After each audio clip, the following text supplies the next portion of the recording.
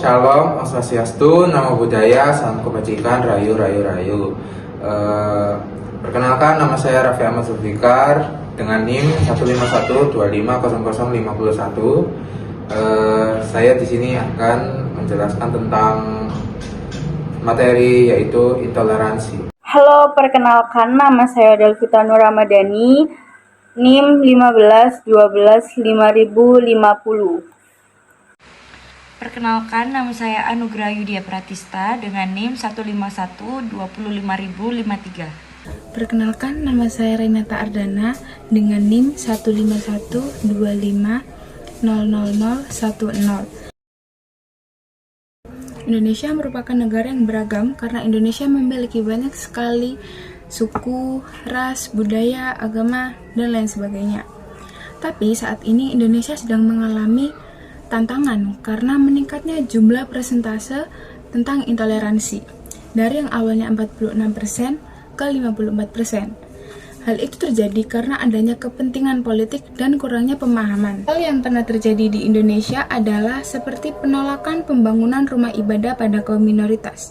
Jika hal tersebut terus dibiarkan, hal tersebut akan memicu perpecah belahan pada bangsa Indonesia.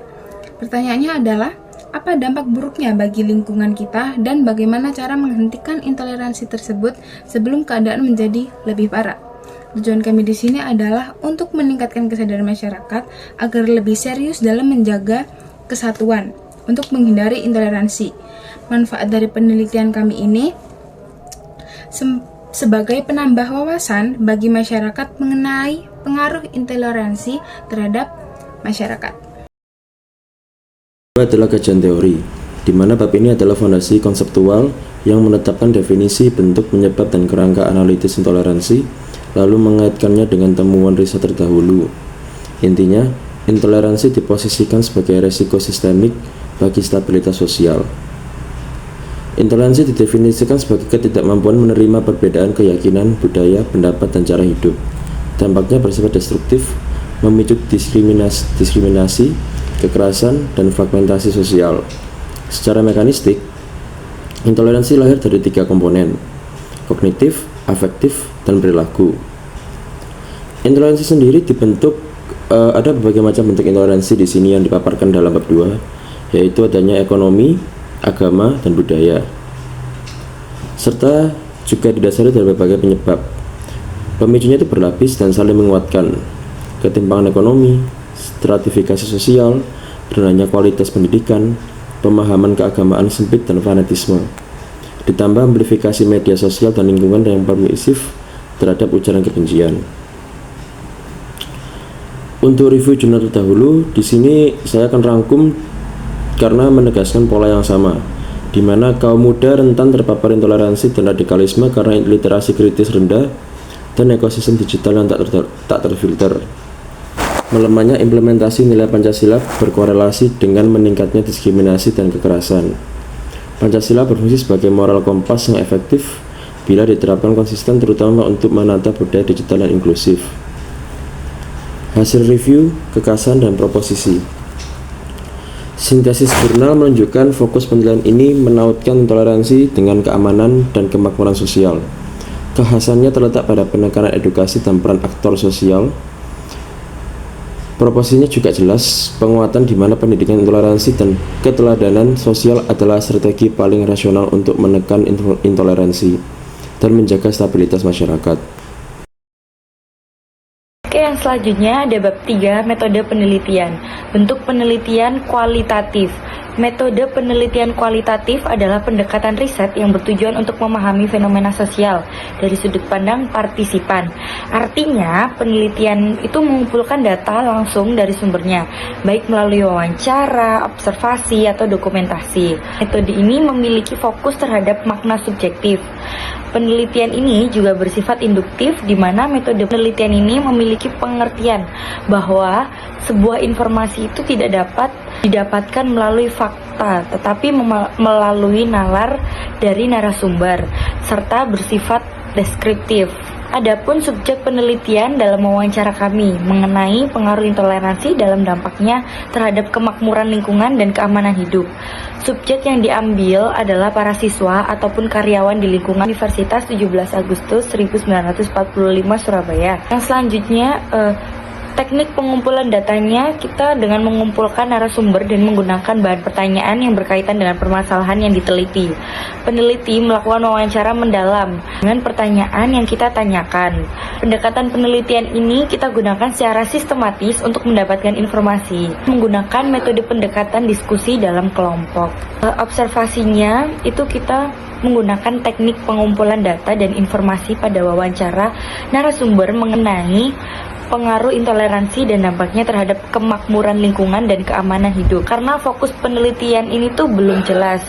Fokus observasi akan berkembang selama kegiatan observasi berlangsung. Nah, pada tahap ini peneliti menggunakan wawancara secara terstruktur agar dapat mengumpulkan data yang sesuai dengan masalah yang kita teliti. Wawancara menulis setiap perkataan dan jawaban dari narasumber untuk menghindari hilangnya atau terlewatinya informasi yang diberikan narasumber. Dalam penelitian ini yang paling utama adalah untuk mengetahui bagaimana bentuk pandang tentang pengaruh intoleransi dan dampaknya terhadap kemakmuran lingkungan dan keamanan hidup. Dalam penelitian kualitatif, peneliti itu sendiri adalah alat utama. Artinya, peneliti yang langsung turun ke lapangan melakukan wawancara, observasi, dan mencatat apa yang sudah terjadi. Peneliti harus peka, teliti, dan mampu memahami situasi sosial yang sedang diteliti. Peneliti bisa menggunakan alat bantu untuk mendukung proses pengumpulan data, kayak pedoman wawancara, alat perekam suara, kamera, atau foto dan video. Adapun pertanyaan yang akan ditanyakan saat wawancara kepada subjek penelitian, gitu. Apa sih intoleransi itu? Terus penting nggak intoleransi itu? Dan apa yang menyebabkan intoleransi? Uji validasi peneliti. Uji validasi adalah proses evaluasi untuk menentukan sejauh mana suatu instrumen penelitian itu benar-benar mengukur konsep atau variabel yang diukurnya. Instrumen yang valid adalah alat ukur yang mampu memberikan hasil akurat dan relevan karena ia ingin dirancang untuk mengukur hal yang seharusnya itu diukur. Keakuratan dan relevansi alat pengukur sebuah penelitian. Sekian. Oke, selanjutnya saya akan menjelaskan tentang bab 4 membahas hasil penelitian tentang intoleransi. Data diperoleh dari wawancara langsung dengan 6 narasumber lintas agama. Penelitian ini ingin mengetahui pemahaman masyarakat tentang intoleransi, fokusnya pada dampak terhadap keamanan dan keharmonisan lingkungan. Ada beberapa hasil wawancara yang saya rangkum, yaitu hasil wawancara menunjukkan semua narasumber menyatakan toleransi sangat penting di Indonesia. Intoleransi dinilai merusak persatuan dan memicu konflik sosial.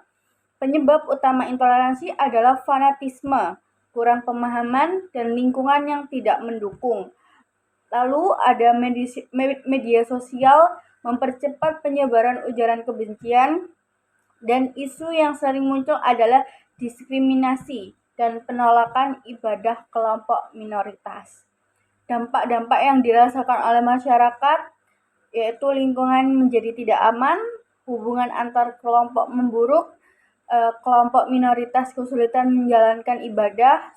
Lalu yang terakhir adalah konflik sosial berbasis agama dan SARA meningkat. Narasumber juga memberikan solusi tentang hal ini, yaitu yang pertama, keluarga menanamkan nilai toleransi sejak dini. Kedua, pendidikan agama mengajarkan saling menghormati. Keempat, lingkungan sosial mendukung perbedaan. Yang kelima, masyarakat lebih bijak menggunakan media sosial. Yaitu, intoleransi berdampak langsung pada keamanan dan ketentraman hidup. Pencegahan harus dilakukan bersama oleh keluarga, pendidikan, masyarakat. Di sini saya akan menjelaskan tentang bab 5 bentuk, yaitu mulai dari kesimpulan. Intoleransi ya merupakan suatu sikap yang tidak menerima menghargai perbedaan di kehidupan sosial, dan juga di situ mendapatkan timbullah suatu hal negatif, dampak negatif seperti konflik, diskriminasi, perpecahan antar suku, ras, dan bisa dibilang rasa aman dalam masyarakatnya itu kurang.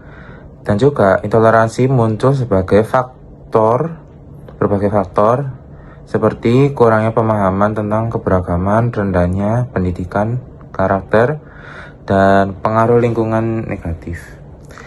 Dan juga dalam masyarakat yang majemuk, intoleransi menjadi ancaman serius bagi persatuan dan kesatuan bangsa.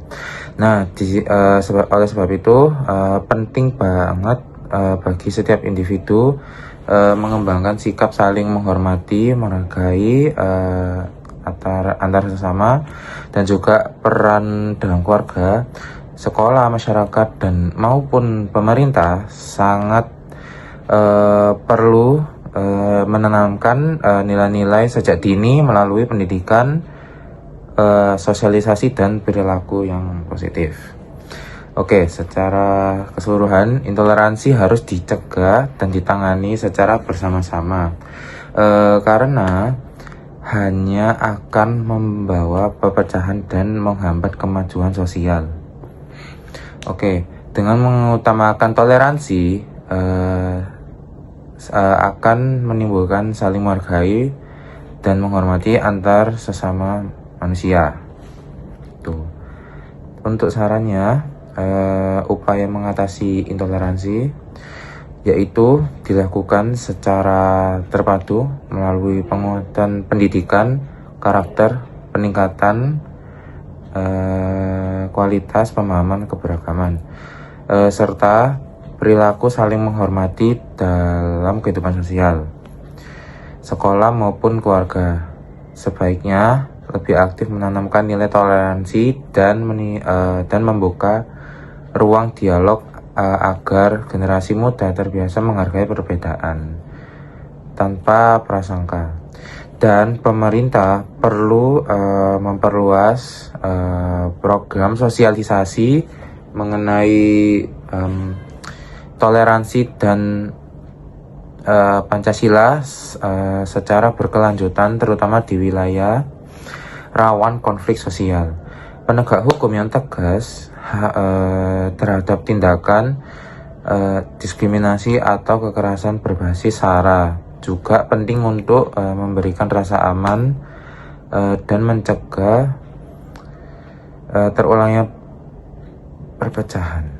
Oke, selain itu masyarakat perlu membangun lingkungan sosial yang inklusif dengan memperkuat komunikasi, memperbanyak kegiatan lintas agama maupun budaya, serta menghindari penyebaran informasi yang proaktif di media sosial.